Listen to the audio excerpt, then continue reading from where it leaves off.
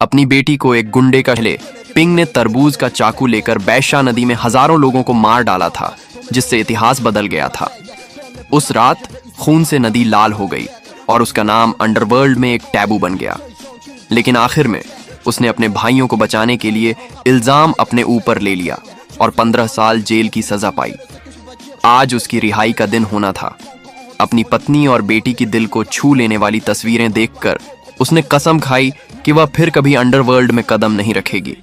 जबकि उसकी रिहाई के समय दर्जनों लग्जरी कारों ने रास्ता रोक रखा था।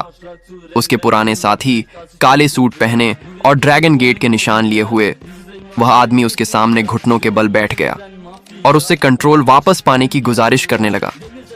अचानक उसने कहा, मुझे मार्शल दुनिया की ताकत से कोई मतलब नहीं है। मेरी पत्नी और बेटी को कोई नहीं बचाएगा। यह कहकर वह मुड़ा और बिना पीछे देखे चला गया। लेकिन जैसे ही वह घर लौटा, उसने अपनी बेटी की अपने अपराधी पिता के लिए बहुत ज्यादा नफरत सुनी। उस पर भावनाओं की एक लहर दौड़ गई। उसके हाथ में बैग और ढाल जमीन पर गिर गए।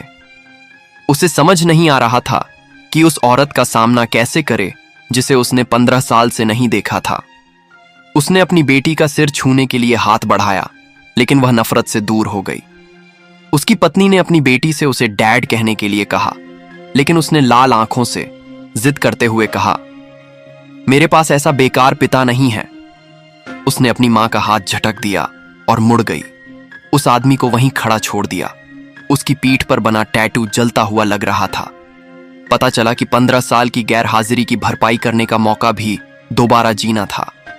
अपनी बेटी के ज्यादा करीब रहने के लिए उसने स्कूल के पास एक फास्ट फूड स्टॉल लगाया और सुबह होने से पहले ताजी सब्जियां लेने बाजार जाती थी। उसे डर था कि उसकी बेटी को यह पसंद नहीं आएगा, इसलिए